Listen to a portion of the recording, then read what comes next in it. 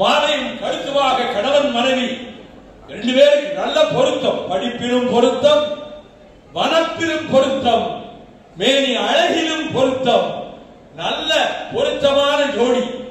ஒருவருக்கு இதற்காகவே படைக்கப்பட்டது போல கணவனும் மனைவியுமாக இங்கே அமர்ந்திருக்கிறார்கள். அப்படிப்பட்ட 4 தம்பதிகள் பஹல்காமிலே அவர்கள் உயிர் பிடிக்கப்பட்டது தீவிரவாதிகளால். நம்முடைய தலைமை அமைச்சர் கற்பனை கெட்டாத காரியங்களிலும் ஈடுபட்டு இந்த தீவிரவாதிகளை ஒழிப்பேன் என்று பேசியிருக்கிறார். பெற்றோரை மதிக்க வேண்டும். பெற்றோரை மதிக்கிறவன் தான் மனிதன். தாயும் தந்தையும் நிகரற்ற தெய்வங்கள் என்ற உணர்வோடு அந்த குழந்தைகளை வளர்க்க வேண்டும். விவசாயிகள் நொறுங்கி போய்விட்டார். அவர்கள் முதுகெலும்பும் நொறுங்கிவிட்டது.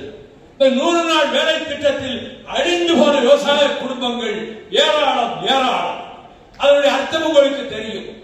நீங்கள் அவ்வளவு ஊதியம் கொடுத்து களவற்றதுக்கோ களையை கட்டுறதுக்கோ ஆட்களை கூப்பிட முடியாது. அப்படிப்பட்ட ஒரு நெருக்கடியான நிலையில் இருப்பவர்கள் விவசாயிகள். ஆனால் ஒன்றை நான் சொல்லுகிறேன், கயத்தாத்திலே சொல்லியிருந்தவா, 1 சென்ட் நிலமானாலும் விற்காதீர்கள்.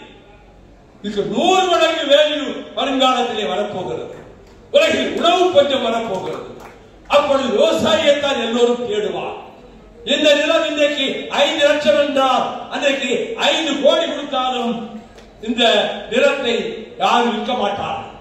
அதிலே ஒரு 30 வருடம், இதிலே ஒரு 31 வருடம், 61 ஆண்டுகள் அரசியலில் பொது வாழ்விலே நான் இருந்திருக்கிறேன். அப்படி நீ என்ன சாதித்தாய் என்று கேட்டால், உலக கோடீஸ்வரர்களிலே ஒருவரான அனில் அகர்வால் ஸ்டெர்லைட் கம்பெனியினுடைய உரிமையாளர் எவ்வளவோ முயற்சித்து பார்த்தார். வருடத்துக்கு 1000 கோடி அவருக்கு லாபம் கிடைத்து வந்தது.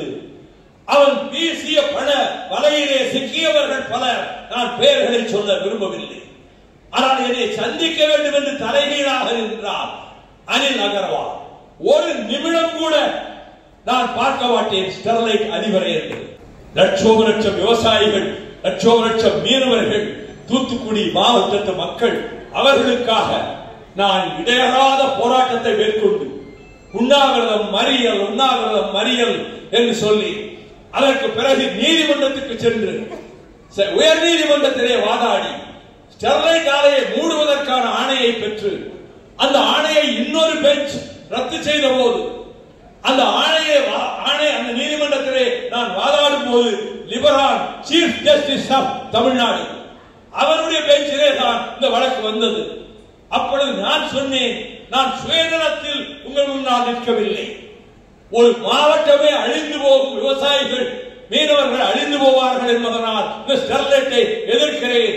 என்னிடத்திலே சுயநலம் இல்லை, நான் நேர்மையானவனாகவே இருக்கிறேன் என்று சொன்னபோது தலைமை நீதிபதி லிபரான் குறுக்கிட்டு, there is no need to declare that, everybody knows your honesty and sincerity என்று ஓபன் கோர்ட்ல சொன்னார். அப்படி அவரை கடைசி வரை சந்திக்காமல் இருந்து உச்ச நீதிமன்றத்திலே 1 மணி நேரம் வாதாடினேன். கடைசி பெஞ்சு திரும்ப உச்ச நீதிமன்றம் உயர் நீதிமன்றத்துக்கு அனுப்பிவிட்டது. அங்கே இருக்கக்கூடிய நீதிபதி சிவஞானம், நீதிபதி ஒரு அம்மையார், 2 பேர் பெஞ்சிலே வந்தது. 2.5 மணி நேரம் பேசினேன். பிற்பகல் 2 மணியிலிருந்து 4:30 மணி வரை நான் பேசினேன். அதுவரை யாரும் தராத ஆதாரங்களை தந்தேன். இந்த ஸ்டெர்லைட் ஏன் ஒழிக்கப்பட வேண்டும், மூடப்பட வேண்டும் என்று. அந்த தீர்ப்பு ஸ்டெர்லைட்டை நிரந்தரமாக மூட வேண்டும் என்று தீர்ப்பு வந்தது. அதை வைத்துக் கொண்டு வருமானம் தேடிய லாரி அதிபர்கள் நேற்றைக்கு நாமக்கல் பக்கத்திலே ஒரு ஆர்ப்பாட்டம் நடத்தி ஸ்டெர்லைட் ஆலையை திரும்ப கொண்டு வர வேண்டும் என்று ஆர்ப்பாட்டம் நடத்தி இருக்கிறார்கள். நாமக்கல் காரர்களுக்கு உங்களுக்கு ஒரு பாதிப்பும் கிடையாது. ஆனால் உங்கள் சகோதரர்களாகிய தூத்துக்குடி மாவட்ட விவசாயிகள், அந்த மாவட்ட மீனவர்கள் வாழ்வே பாழாகிவிடும் என்று எவ்வளவு போராட்டங்கள் நடத்தி அதை வெளியே அனுப்பி இருக்கிறோம். ஆக ஸ்டெர்லைட் என்ற அந்த அகர்வாலினுடைய நிறுவனத்தை தமிழ்நாட்டிலே இருந்து வெளியே அனுப்பிய பங்கு மறுமலர்ச்சி திமுகவுக்கு தான் உண்டு. அதே போல நெய்வேலி நிலக்கரி நிறுவனத்தை தனியாருக்கு விற்க வாஜ்பாய் அரசு முடிவெடுத்த போது இந்த முடிவை மாற்ற முடியாது, கேபினட் டெசிஷன் என்று சொன்ன போது நான் வாஜ்பாய் அவர்களை வீட்டிலே போய் சந்தித்தேன். 2 நிமிடம் யோசித்தார். Yes, I agree with you. NLC will not be privatized. NLC-ஐ தனியார் மயமாக்க மாட்டோம். இதை நான் பத்திரிகைகளுக்கு சொல்லலாமா? Now itself, from here itself, இப்பயே நீங்க சொல்லலாம். அதே போல ஸ்ரீமத் கருவேலை தமிழகத்தை அழிக்கிறது, அதை அத்தனைகளும் அப்புறப்படுத்த வேண்டும் என்று வழக்கு தொடுத்தேன். அந்த நீதிபதியை ஏற்றுக்கொண்டு இதை அப்புறப்படுத்த வேண்டியது தமிழ்நாட்டு அதிகாரிகள் கடமை, நீதிபதிகள் கடமை, கலெக்டர்களின் கடமை என்று தீர்ப்பிலே நீதிபதி செல்வம் சொன்னார். இதன் பிறகு முல்லை பெரியாரை பாதுகாப்பதற்கு 8 வருட காலம் நான் போராடி இருக்கிறேன். கம்பம் அப்பாஸ் அவர்களை வைத்துக் கொண்டு அதற்கு வெற்றி விழா கூட பூமிநாதன் நடத்தினார்.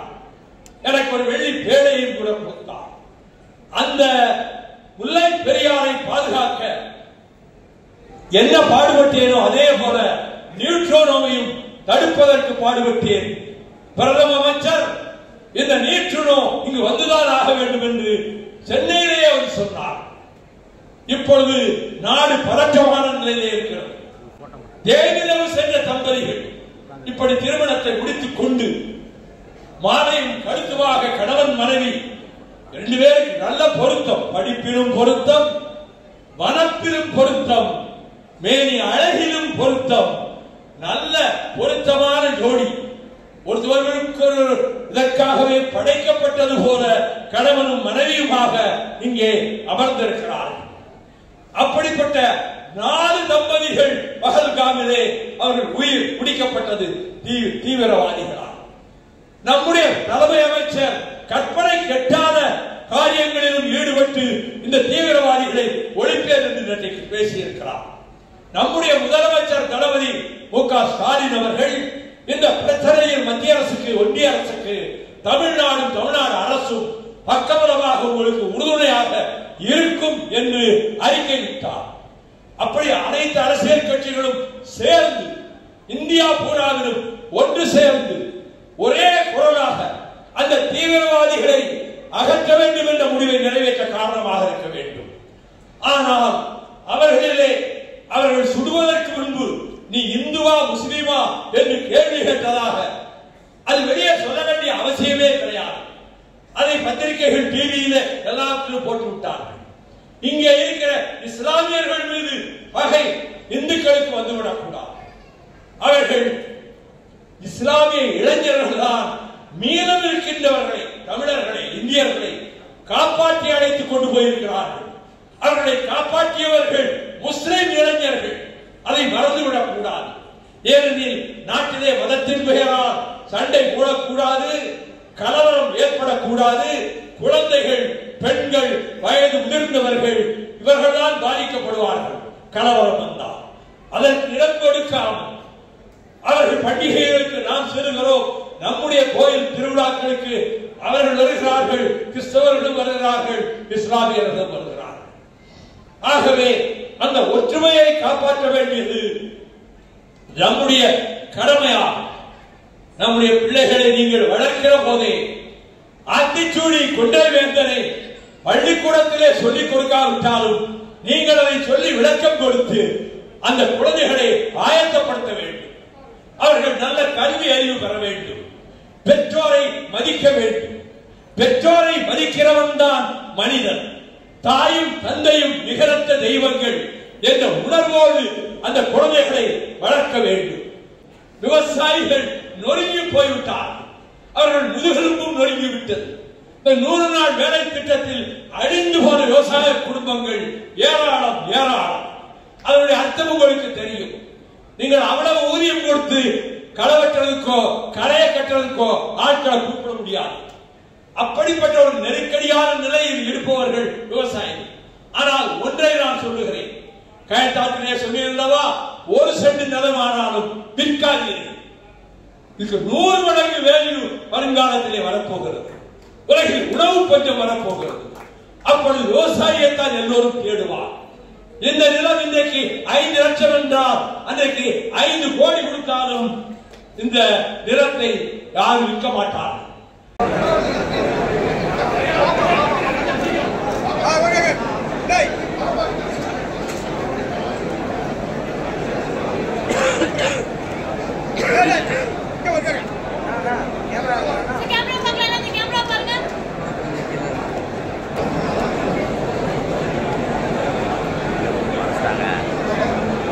சரி, எங்கள் குடும்ப சொந்தங்களும் சரி, இந்த திருமணத்தில் அமைதியா இருந்து இவ்வளவு கூட்டம் ரசிச்சு கேட்கிறீங்க.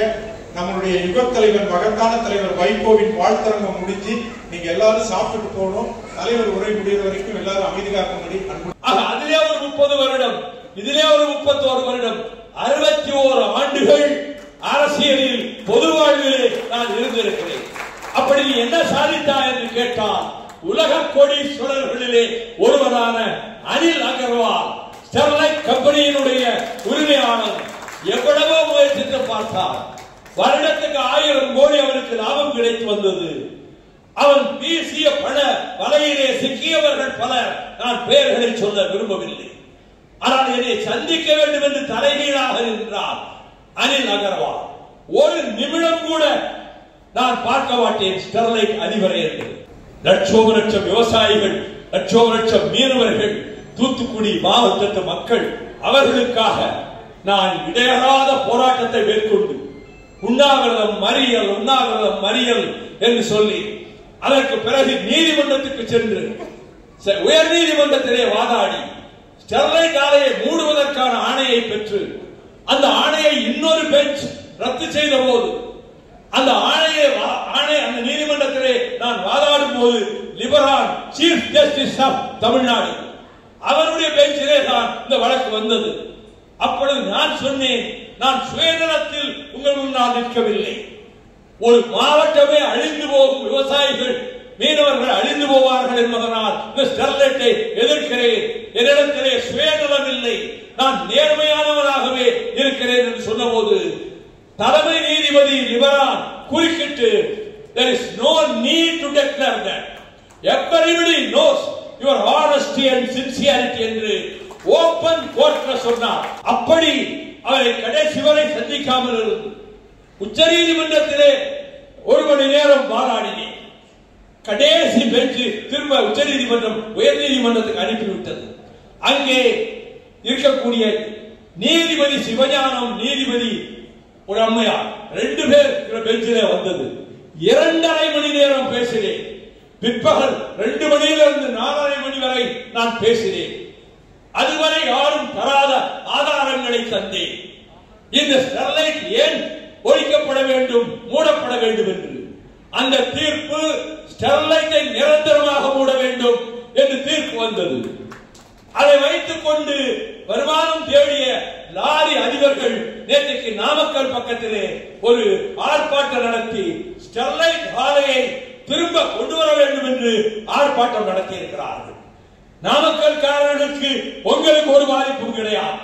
ஆனால் உங்கள் சகோதரர்களாகிய தூத்துக்குடி மாவட்ட விவசாயிகள், அந்த மாவட்ட மீனவர்கள் வாழ்வே பாழாகிவிடும் என்று எவ்வளவு போராட்டங்கள் நடத்தி அதை வெளியே அனுப்பி இருக்கிறோம். ஆக ஸ்டெர்லைட் என்ற அந்த அகர்வாலினுடைய நிறுவனத்தை தமிழ்நாட்டிலே இருந்து வெளியே அனுப்பிய பங்கு மறுமலர்ச்சி திமுகவுக்கு தான் உண்டு. அதே போல நெய்வேலி நிலக்கரி நிறுவனத்தை தனியாருக்கு விற்க வாஜ்பாய் அரசு முடிவெடுத்த போது இந்த முடிவை மாற்ற முடியாது, கேபினட் டெசிஷன் என்று சொன்ன போது நான் வாஜ்பாய் அவர்களை வீட்டிலே போய் சந்தித்தேன். 2 நிமிடம் யோசித்தார். Yes, I agree with you, NLC will not be privatized. என்எல்சியை தனியார் மயம் ஆக்க மாட்டோம். இதை நான் பத்திரிகைகளுக்கு சொல்லலாமா? Now itself, from here itself, இப்பயா நீங்க சொல்லலாம். அதே போல ஸ்ரீமத் கருவேலை தமிழகத்தை அழிக்கிறது, அதை அத்தனைகளும் அப்புறப்படுத்த வேண்டும் என்று வழக்கு தொடுத்தேன். அந்த நீதிபதியை ஏற்றுக்கொண்டு இதை அப்புறப்படுத்த வேண்டியது தமிழ்நாட்டு அதிகாரிகள் கடமை, நீதிபதிகள் கடமை, கலெக்டர்களின் கடமை என்று தீர்ப்பிலே நீதிபதி செல்வம் சொன்னார். இதன் பிறகு முல்லை பெரியாரை பாதுகாப்பதற்கு 8 வருட காலம் நான் போராடி இருக்கிறேன். கம்பம் அப்பாஸ் அவர்களை வைத்துக் கொண்டு அதற்கு வெற்றி விழா கூட பூமிநாதன் நடத்தினார். எனக்கு ஒரு வெள்ளி பேழையும் கூட கொடுத்தார். அந்த முல்லை பெரியாரை பாதுகாக்க என்ன பாடுபட்டேனோ அதே போல நியூட்ரோனோவையும் தடுப்பதற்கு பாடுபட்டேன். பிரதம அமைச்சர் இந்த நியூட்ரோனோ இங்கு வந்துதான் ஆக வேண்டும் என்று சென்னையிலேயே அவர் சொன்னார். இப்பொழுது நாடு பதற்றமான நிலையிலே இருக்கிறது. தேவிதவு சென்ற தம்பதிகள் இப்படி திருமணத்தை முடித்துக் கொண்டு மாலையும் கருத்துவாக கணவன் மனைவி 2 பேருக்கு நல்ல பொருத்தம், படிப்பிலும் பொருத்தம், வனப்பிலும் பொருத்தம், மேனி அழகிலும் பொருத்தம், நல்ல பொருத்தமான ஜோடி. ஒருவருக்கு இதற்காகவே படைக்கப்பட்டது போல கணவனும் மனைவியுமாக இங்கே அமர்ந்திருக்கிறார்கள். அப்படிப்பட்ட 4 தம்பதிகள் பஹல்காமிலே அவர்கள் உயிர் பிடிக்கப்பட்டது தீவிரவாதிகளால். நம்முடைய தலைமை அமைச்சர் கற்பனை கெட்டாத காரியங்களிலும் ஈடுபட்டு இந்த தீவிரவாதிகளை ஒழிப்பேன் என்று இன்றைக்கு பேசியிருக்கிறார். நம்முடைய முதலமைச்சர் தளபதி மு.க. ஸ்டாலின் அவர்கள் இந்த பிரச்சனையில் மத்திய அரசுக்கு, ஒன்றிய அரசுக்கு, தமிழ்நாடு அரசும் பக்கபலமாக உங்களுக்கு உறுதுணையாக இருக்கும் என்று அறிக்கை விட்டார். அப்படி அனைத்து அரசியல் கட்சிகளும் சேர்ந்து இந்தியா பூராவிலும் ஒன்று சேர்ந்து ஒரே குரலாக அந்த தீவிரவாதிகளை அகற்ற வேண்டும் என்ற முடிவை நிறைவேற்ற காரணமாக இருக்க வேண்டும். ஆனால் அவர்கள் சுடுவதற்கு முன்பு நீ இந்துவா முஸ்லிமா என்று கேள்வி கேட்டதாக அது வெளியே சொல்ல வேண்டிய அவசியமே கிடையாது. அதை பத்திரிகைகள் டிவியில எல்லாத்திலும் போட்டு விட்டார்கள். இங்கே இருக்கிற இஸ்லாமியர்கள் மீது பகை இந்துக்களுக்கு வந்துவிடக் கூடாது. அவர்கள் இஸ்லாமிய இளைஞர்கள் தான் மீதம் இருக்கின்றவர்களை, தமிழர்களை, இந்தியர்களை காப்பாற்றி அழைத்துக் கொண்டு போயிருக்கிறார்கள். அவர்களை காப்பாற்றியவர்கள் முஸ்லிம் இளைஞர்கள். அதை மறந்துவிடக் கூடாது. ஏனெனில் நாட்டிலே மதத்தின் பெயரால் சண்டை போடக்கூடாது, கலவரம் ஏற்படக்கூடாது. குழந்தைகள், பெண்கள், வயது முதிர்ந்தவர்கள் இவர்கள்தான் பாதிக்கப்படுவார்கள். கலவரம் வந்தால் அதற்கு இடம் கொடுக்காமல் அவர்கள் பண்டிகைகளுக்கு நாம் செல்கிறோம், நம்முடைய கோயில் திருவிழாக்களுக்கு அவர்கள் வருகிறார்கள், கிறிஸ்தவர்களும் வருகிறார்கள், இஸ்லாமியர்களும் வருகிறார்கள். ஆகவே அந்த ஒற்றுமையை காப்பாற்ற வேண்டியது நம்முடைய கடமையாகும். நம்முடைய பிள்ளைகளை நீங்கள் வளர்க்கிற போதே ஆத்திச்சூடி கொண்டவேந்தனை பள்ளிக்கூடத்திலே சொல்லிக் கொடுக்காவிட்டாலும் நீங்கள் அதை சொல்லி விளக்கம் கொடுத்து அந்த குழந்தைகளை ஆயத்தப்படுத்த வேண்டும். அவர்கள் நல்ல கல்வி அறிவு பெற வேண்டும். பெற்றோரை மதிக்க வேண்டும். பெற்றோரை மதிக்கிறவன் தான் மனிதன். தாயும் தந்தையும் நிகரற்ற தெய்வங்கள் என்ற உணர்வோடு அந்த குழந்தைகளை வளர்க்க வேண்டும். விவசாயிகள் நொறுங்கி போய்விட்டார். அவர்கள் முதுகெலும்பும் நொறுங்கிவிட்டது. இந்த 100 நாள் வேலை திட்டத்தில் அழிந்து போன விவசாய குடும்பங்கள் ஏராளம் ஏராளம். அதனுடைய அர்த்தம் உங்களுக்கு தெரியும். நீங்கள் அவ்வளவு ஊதியம் கொடுத்து களை வெட்டுறதுக்கோ களையை கட்டுறதுக்கோ ஆட்களை கூப்பிட முடியாது. அப்படிப்பட்ட ஒரு நெருக்கடியான நிலையில் இருப்பவர்கள் விவசாயிகள். ஆனால் ஒன்றை நான் சொல்லுகிறேன், கயத்தாற்றிலே சொல்லியிருந்தவா, 1 சென்ட் நிலமானாலும் விற்காதீர்கள். இதுக்கு 100 மடங்கு வேல்யூ வருங்காலத்திலே வரப்போகிறது. உலகில் உணவு பஞ்சம் வரப்போகிறது. அப்பொழுது விவசாயியைத்தான் எல்லோரும் தேடுவார். இந்த நிலம் இன்றைக்கு 5 லட்சம் என்றால் அன்றைக்கு 5 கோடி கொடுத்தாலும் இந்த நிலத்தை யாரும் விற்க மாட்டார்கள்.